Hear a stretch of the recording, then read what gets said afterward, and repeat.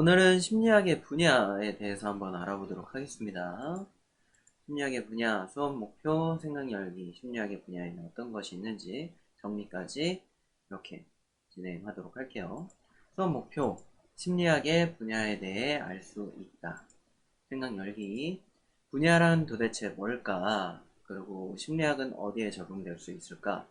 또 이 심리학이 기초심리학과 응용심리학으로 이렇게 두 개로 나눠지는데 어떤 기준으로 나눠지는지까지 한번 알아보도록 하겠습니다. 우선 참고 자료로, 참고 영상으로 대도서관의 잡쇼에서 심리학자에 대해 설명한 것이 있어서 그걸 한번 보도록 할게요. 아까 전에 또 분야도 굉장히 또 다양해지기 때문에 대학원에서 또 그걸 또 많이 또 심층적으로 연구하는 거죠. 그렇죠. 네. 심리학자의 직업적 전망은 어떤가요? 라는 질문을 좀 하셨네요. 우리가 일반적으로 그래서 왜 임상심리학, 상담심리학 하신 분들이 대부분 이제 그 치료 장면이나 상담, 청소년 문제 이런 것들을 많이 이제 하러 가셨고요. 네. 그런데 분야가 참 많아지죠.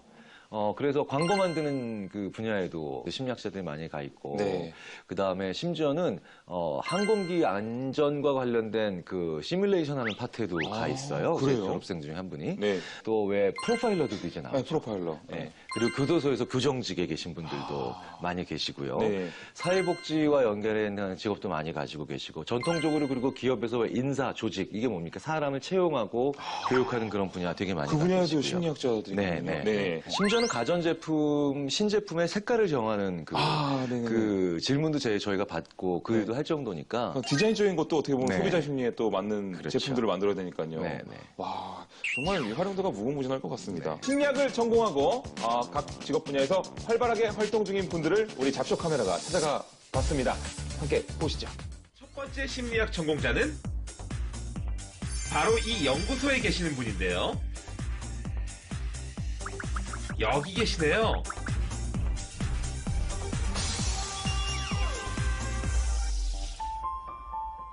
법심리연구원은 범죄를 예방하기 위해 범죄자의 행동과 범죄의 원인을 연구하는 사람을 말합니다.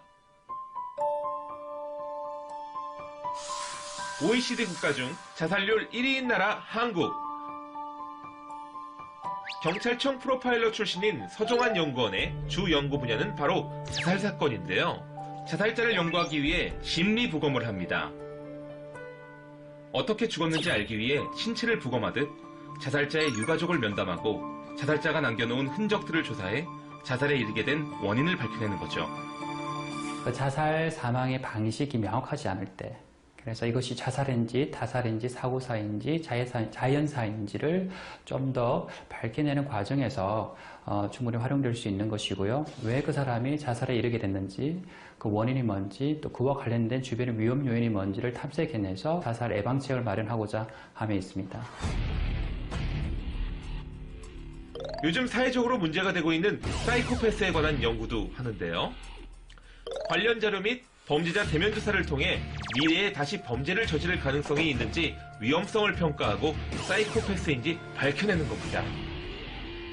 법심리학 전공하고 나서 진출할 수 있는 분야는 많습니다. 수용인들을 치료할 수 있는 심리치료 전문가가 될 수도 있고요. 아니면 실제 이제 경찰청에서 활동하고 있는 프로파일러들, 향후 어떤 형사사법 제도에서의 심리학자들의 역할이 굉장히 또 높아지고 있고요. 자, 다음은 이곳으로 갑니다. 잡쇼 카메라가 만난 두 번째 심리학 전공자는 이상하게 만나서 이야기를 나누면서 사람들에게 도움을 주는 상담 심리 전문가입니다. 심리 상담은 누구를 대상으로 하는지에 따라 다양한 방식으로 진행되는데요. 아동의 경우는 놀이할 때의 행동을 관찰해 심리를 진단하고요. 말보다 감정을 더 쉽게 표현할 수 있는 그림을 이용하기도 합니다. 네, 들어오세요. 본격적으로 상담이 시작됐습니다. 상담하고 나서 이제 저도 제 나름대로 상담 내용은 내담자의 사생활 보호 차원에서 패스. 심리 상담가는 내담자가 들려주는 이야기에 공감하면서 심리 상태를 진단하고 치유 계획을 세웁니다. 상담이 끝났다고 끝난 게 아닙니다. 상담 내용을 정리하는 일이 남았거든요. 상담 중간에 너무 기록에 많이 할애하다 보면 그 내담자의 미묘한 단서들 그리고 중요한 상호작용들 이런 걸 놓칠 수 있기 때문에 기억이 없어지기 전에 상담 기록지를 이제 완성을 합니다. 교육 과정으로서는 해당되는 대학원을 석사까지 나오도록 요구되고 있습니다. 수련 활동으로 인정되는 어떤 활동들이 있습니다. 그것들을 1년 내지 3년을 충분히 다 활동을 이행하시고 관련 자격증을 부여받을 수 있습니다. 네, 여기까지 살펴봤는데 범죄 심리 전문가와 이제 상담 심리 전문가를 살펴봤습니다. 자, 그러면은 본격적으로 심리학의 분야에 대해서 한번 보도록 합시다. 분야란 여러 갈래로 나눠진 범위나 부분을 의미를 합니다. 그리고 여기서 기초심리학과 응용심리학 이렇게 두 가지로 나눠지게 되는데, 기초심리학은 기본적인 이론과 기초를 토대로 인간의 심리를 연구하는 데 초점이 되어 있고, 응용심리학은 기본적인 이론과 기초를 토대로 실생활에 적용되는 데 초점이 맞춰져 있습니다. 그 외에 뭐 심리학의 종류는 사실 되게 많아요. 세분화시키기도 되게 많고. 그래서 우리나라 같은 경우에서 특히 한국심리학회에서는 대략 15개의 분야로, 또 미국의 심리학회에서는 더 세부적으로 나눠서 56개의 분야 정도로 나눠져 있다고 합니다. 그래서 이제 한국심리학회 기준으로 보면은 다음과 같이 나눠져 있어요. 심리 측정 및 평가, 실험, 발달, 사회 및 성격, 인지 및 생물이 이제 기초 심리학에 들어가고, 응용심리학은 다음에 11가지로 정되어 있습니다. 임상, 상담, 산업 및 조직, 교육 및 학교, 문화 및 사회 문제, 그리고 건강, 여성, 소비자 광고, 법정, 중독, 코칭 이렇게 나눠져 있고, 조금씩 살펴보도록 하겠습니다. 일단 발달 심리학은 생물학적, 사회적, 성격적 발달에 대해 과학적으로 연구하는 학문이고, 사회 및 성격 심리학은 이제 사회 심리학과 성격 심리학으로 나누시겠죠. 사회 심리학은 개인과 개인, 개인과 사회가 서로 주고받는 영향과 어떤 과정을 연구하는 학문이고, 성격 심리학은 성격에 관해서 연구하는 학문이고, 인지 및 생물 심리학은 인간의 행동과 정신 과정을 실험적 방법으로 연구하는 학문입니다. 자, 다음으로 볼 영상은 이제 사회 심리학자 허태균 교수님의 어쩌다 어른에서 하셨던 강의 영상을 잠깐 보도록 하겠습니다. 또 이거를 보여주는 이유는 우리 고등학생 친구들이 봤으면 꼭 좋겠다 싶어가지고 가지고 와 봤어요. 좀 와닿는 게 있길 바라겠습니다. 어쨌든 한번 보도록 하죠. 대한민국이라는 사회가 뭘 열심히 안 해서 이 문제가 생기는 게 아니에요. 그 방향이에요. 내가 지금 고생을 하고 힘들고 있는 이거의 내용이 뭐냐는 거예요. 자식한테 돈을 들이지 말자는 얘기가 아니라 그게 과연 내 자식한테 가장 좋은 건가? 이걸 하면 내 자식한테 도움이 되는 걸까에 대한 고민을 하고 시작을 해야 된다. 근데 그렇다 그러더라도 수많은 사람들을 비난할 수는 없어요. 한국 사람들. 왜냐? 아무도 그 사람들한테 뭘 해야 되는지 가르쳐주지 않았어요. 우리 사회는 열심히 하면 되는 것처럼 얘기했지, 뭐든지 뭘 해야지 된다는 얘기는 안 가르쳐줬어요. 아무도. 그래서 결국 자기가 잘못 선택한 거에 대해서 본인이 개인적으로 책임질 수밖에 없는 현실이지만 그걸 스스로 혼자 다 책임지라 그러면 너무 억울해요. 한국 사람들은 죽으라고 열심히 산 죄뿐이 없어요. 내가 안 먹고 안 입고, 많은 젊은이들 요새 대학 어떻게 갑니까? 중고등학교 때 놀 시간도 안 주고, 하루에 8시간씩 학교에 있죠. 학원 가서 4시간 있죠. 집에 와서 숙제. 말도 안 되는 삶을 왜 살까요? 그 삶을 살면 누가 보상해 줍니까? 돈이 처벌 많아서요. 집에 몇백억 정도 있어가지고 자식한테 10억씩 교육비 쓰고 본전 찾기 글르면, 그러면 20억 들여서 식당 차려주면 돼요. 그렇게 돈 많은 사람들은 잘못된 선택을 해도 타격이 적어요. 그런데 그 2억이 자기가 20년 동안 번 돈의 대부분인 사람이 그 돈을 쓸데없는 짓을 하고 나면요, 무슨 일이 벌어져요? 그 자식도 못 살고 그 부모도 못 살게 돼요. 그러면 그 부모가 자식한테 이렇게 얘기할 거예요. 내가 널 위해서 어떻게 했는데, 내가 널 위해서 어떻게 했는데. 처음에는 자식이 미안하다 그러겠죠. 언제까지요? 자식이 미안한 거 몰라요? 알아요. 근데 자기도 살아야죠. 그쵸. 그러니까 뭐라 그래요? 어느 순간 화냅니다. 내가 그래서 공부 안 한다 그랬잖아. 내가 해달라 그랬어. 내가 그렇게 안 한다 그럴 때 내 말 왜 안 들어? 언제 엄마한테 그렇게 하라 그랬어? 언제 아빠 보고 나한테 그렇게 하라 그랬어? 우리 사회가 갖고 있는 이 세대 갈등과 사회 갈등의 가장 핵심에 뭐가 있는 줄 아세요? 바로 이 인고의 착각이에요. 그 얘기를 아무도 안 해주고 한 세대가 지나갔기에 세상에 변하는지를 몰랐어요. 그랬기에 지금 젊은이들과 그들의 부모들, 대표적인 게 지금 20대와 그 부모들인 50대입니다. 대한민국에서 가장 힘든 세대예요. 네. 뭔가 와닿는 게 있기를 바라면서 뭐 사회 심리학자 관련해서 준비를 해봤습니다. 이어서 가도록 할게요. 임상심리학이 있어요. 임상심리학은 개인이나 집단이 겪는 심리적인 문제를 이해, 평가, 치료, 예방에 초점이 되어 있습니다. 상담심리학은 도움이 필요한 사람과 전문적으로 훈련받은 사람 간의 과제 해결과 성장에 초점이 맞춰져 있어요. 그래서 임상심리와 상담심리를 거의 비슷하게 보기도 하고 같이 병행하기도 합니다. 다음으로는 산업 및 조직 심리학입니다. 조직, 사람, 일, 조직 환경에 관해서 과학적으로 연구하는 학문이고, 교육 및 학교 심리학은 교육 현장과 학습의 중요성, 효율성, 뭐 이런 것들, 또 교육의 효과를 높이는 데 초점이 맞춰져 있는 심리학입니다. 다음으로 볼 거는 이제 황론문 교수님이라고 서울대학교 교수님인데, 교육에 관련돼서 몰입에 관련된 이야기를 할 겁니다. 네, 여기까지 봤고요. 다음으로는 문화 및 사회 문제 심리학. 우리 사회의 문제를 심리학적으로 분석하고 해결하기 위한 분야고, 건강심리학은 습관이나 행동, 스트레스, 태도 등 심리적인 문제와 신체적인 문제를 연관시켜서 연구하는 분야.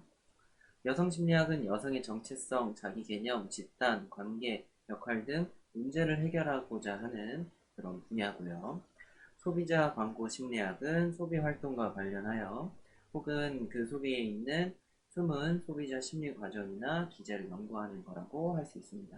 이제 이거랑 관련된 마케팅 차별화 법칙과 또 어쩌다 어른에서 나온 여름 대 겨울 이 콜라가 어떻게 광고를 통해서 사람들을 유혹하는지 한번 알아보도록 하겠습니다.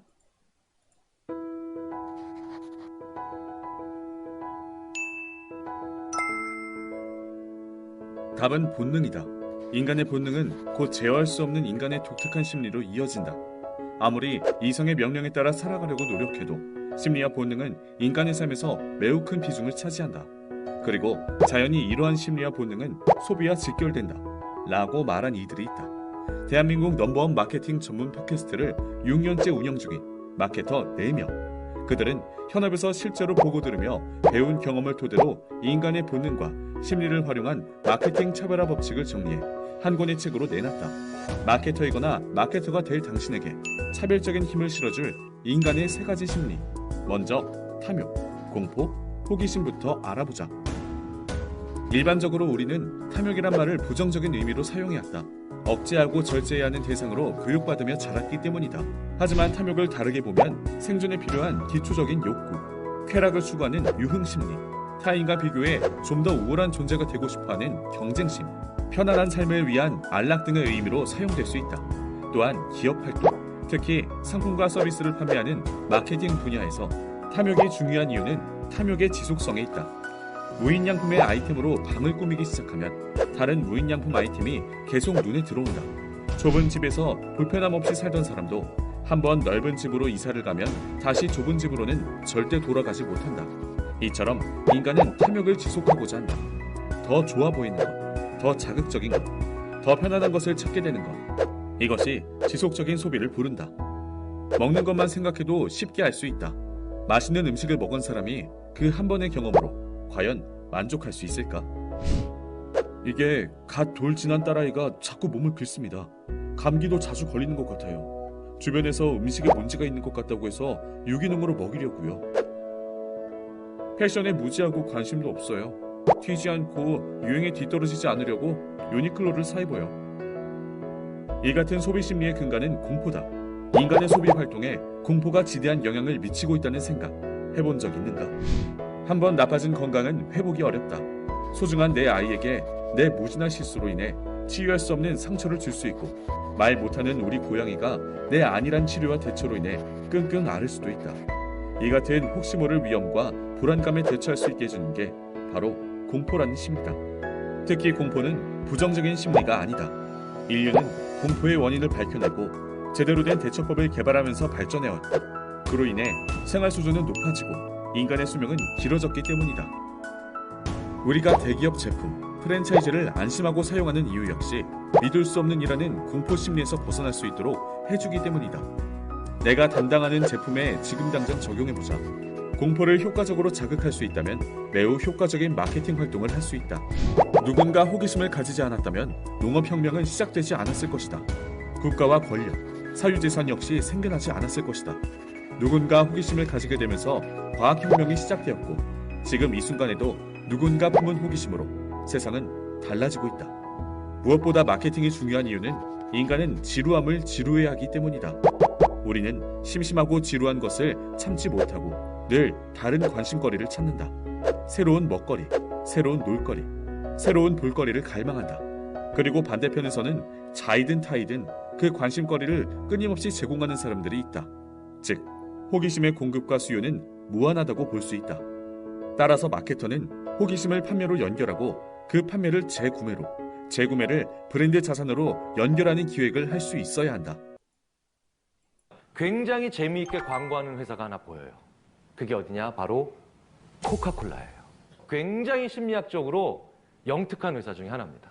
코카콜라는 봄, 여름, 가을, 겨울 중에 주로 언제 마시겠습니까? 여름이죠. 그러니까 여름에 원투해야 돼요. 코카콜라 한 모금 마시고 어떻게 행동하고 들어가셨나? 어르르르 하다 들어가셨죠. 도대체 이게 뭔 뜻이겠어요? 나 탄산음료라 이거예요. 나 청량음료라 이거예요. 청량음료 드실 때 어디가 따끔거려요? 목젖이 따끔거려요. 그것만 원투하게 만들고 가는 거예요.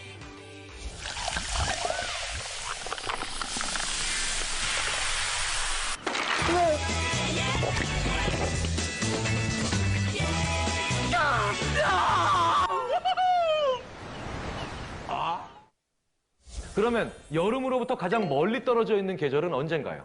겨울이죠. 그래서 코카콜라의 겨울 광고에는 곰이 느릿느릿하게 나와서 라이크만 건드리고 갑니다. 저처럼 토실토실하게 생긴 부구검 하나가 울 하고 나와요. 그 다음 장면은 또 이렇게 나와요. 뒤에서 폭죽이 하나가 여러 개도 아니고 하나가 비실비실 올라가죠? 그러는 데는 하고 터지면서 이러고 허망하게 끝나요.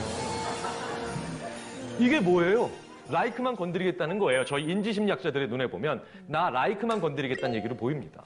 이렇게 우리 일상생활에서요, 무언가 조금 더 심리학적으로 이해도가 깊은 회사들은 우리도 모르는 사이에 이런 실천의 원리들을 구현해 나가고 있는 겁니다.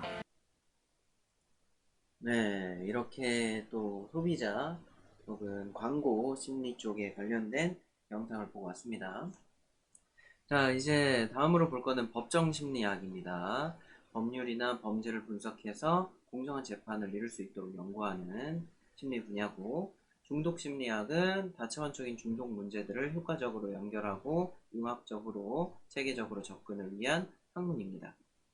코칭심리학은 건강한 사람들의 수행 능력 향상 및 성장과 발전을 지원하는 일련의 활동을 의미합니다.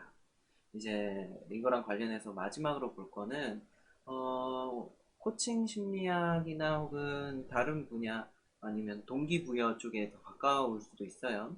물론 심리학자는 아니지만 김미경 강사님의 어떤 코칭, 교육적인 이야기, 동기부여 영상 한번 보고 이야기 나누도록 하겠습니다. 스피치를 잘하는 방법 딱 두 가지만 알려드릴 테니까 여러분 보세요. 뭐냐 하면 A, B, A 다시. 자, A, B, A 다시가 뭐냐 하면 A라는 주제로 시작했으면 B라는 에피소드에서 할 얘기 다 한 다음에 같은 말을 반복해서 끝낸다. 멀리 떠나지 말 것. 꿈이 있어야 미래가 있다는 주제로 한 10분 정도 얘기해야 돼요. 자, 뭘로 채울래요? 제가 한번 해볼게요. A, B, A 다시 들리나 봐요.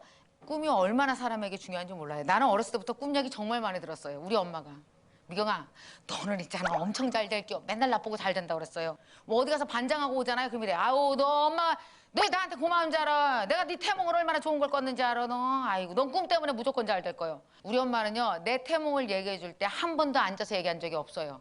늘 나를 앉혀놓고 우리 엄마는 재단대 위에서 뛰면서 말했어요. 너 들어봐. 네 태몽이 얼마나 좋은지. 고속도로 같은 거 있지도 않을 때 엄마 꿈에서 8차선 고속도로 봤어, 너. 이렇게 큰 거 봤어. 어? 그래도 너 그 8차선 고속도로에 수많은 사람들이 막 따그닥따그닥따그닥따그닥 막 뛰어가더라. 그래갖고 엄마가 얼마나 극성스럽냐. 사람들이 왜 이렇게 뛰어가나 싶어갖고 엄마가 막 뛰어가서 보니까 하얀 백마를 탄 기사가 막 가는 거예요, 도대체. 슬리퍼를 확 집어던지고 말꼬리 꽉 쥐고 그 하얀 말 위에 올라타서 우리 미경이를 낳았어. 너 수만 명이 따를 거예요, 미경아. 너 진짜 잘 될 거야. 걱정도 하지 마. 나는 이런 얘기를요, 수만 번 듣고 자랐어요, 어렸을 때부터. 그래서 나는요, 내가 항상 잘 될 거라는 생각을 했어요. 근데 내가 42살 때 한참 방송 강의할 때 엄마 친구가 있어요. 엄마 친구가 나한테 오더니 뭐랬는지 알아요? 우리 집에 놀러 와서 술을 한 잔 하시고 나더니 이래. 미경아, 네 엄마 같은 여자 진짜 드물다. 내 친구지만 정말 괜찮은 여자예요, 네 엄마. 너 그 태몽 알지? 예. 그거 다 뻥이야, 이년아, 그거. 네 엄마가 하루는 전화 와서 이러더라. 이 증평 조그만 땅에서 내가 얘네 죽어라고 한번 제대로 기르고 싶은데 태몽이라도 한번 나 좋은 거 줘야겠다고 나를 부르더라. 왠지 알아? 내가 중학교 국어 선생이잖아. 가봤더니 네 엄마가 초안을 다 작성해놨더라고. 나요 그 얘기 듣고 얼마나 눈물이 났는데 우리 엄마 정말 괜찮아. 우리 집은요 딸 넷에 아들 하나 태몽이 다 가짜예요. 그래서 엄마가 다 한 사람 한 사람 엄마의 꿈으로 다 지어냈어요. 내 원래 태몽 뭔지 알아요? 너무 증평스러워. 밭에서 옥수수 땄어요. 자, 여러분요. 꿈꾼 만큼 미래가 열립니다. 우리 엄마가 거짓말로 한 꿈이지만 나는 그게 내 미래가 될 거라고 믿었고 그렇게 살았어요. 역시 그래서 꿈이 있어야 미래가 있어요. 자, 들렸어요? 들렸어? APA 다시 들렸어? 안 들렸어? 그래요. 꿈이 있어야 미래가 있다. 앞에 내 태몽 얘기했죠? 여러분, 이렇게 강의하는 거예요. 제가 1시간 동안 강의할 때 에피소드가 약 20개 정도 필요해요. 그 에피소드 때문에 죽어라고 매일 밤새고 구해내는 거죠. 이게 스피치에서 가장 중요합니다. 그러면서 눈으로 봐주고 손으로 쌓고 허리 위에서 끊임없이 움직여야 되는 거죠. 자, 앞으로 여러분들이 이제 사회 나가면은요 말할 기회들 정말 많이 있을 거예요. 근데 여러분 떨린다고 생각하지 마시고 스피치의 기본은 뭔지 아세요? 연습이에요. 그냥 무조건 연습하면 다 돼요. 저도 사실 어떻게 하는지 아십니까? 완벽히 18장을 깨알같이 외운 후 내 세포 속에 저장해서 내 세포가 이해한 대로 사람들의 눈만 보고 얘기합니다. 여기 오기 전에도 10번 이상 다 리허설 해요. 그래야지 잘할 수 있어요. 혹시 기회가 있다면 어떻게 한다? 입으로는 말하고 눈으로는 사람들을 어떻게 마사지해주고 손은 어떻게 해요? 내 감정과 사람들의 감정을 끌어담아주고 이렇게 하면 누구나 다 좋은 스피치 하실 수 있을 겁니다. 여러분 스피치도 하나의 스펙으로 꼭 한번 활용해 보시기 바랍니다. 자, 오늘 고맙습니다. 네. 스피치의 원리에 대해서 어떤 교육적인 내용을 가르쳐 주셨습니다. 여기에서 요는요, 뭐 전체적인 첨부 영상을 봤었을 때 요가 뭐냐? 이겁니다, 이거. 심리학은 다양한 장소에서 다방면으로 활용되고 있다. 그리고 꼭 심리학자가 아니더라도 이런 것들이, 이런 요소들이 우리 일상, 실생활 곳곳에 숨어 있다. 오늘은 여기까지. 네, 지금까지 시청해주셔서 너무나도 감사하고요. 네, 그럼 이만 가보도록 하겠습니다. 그럼 안녕!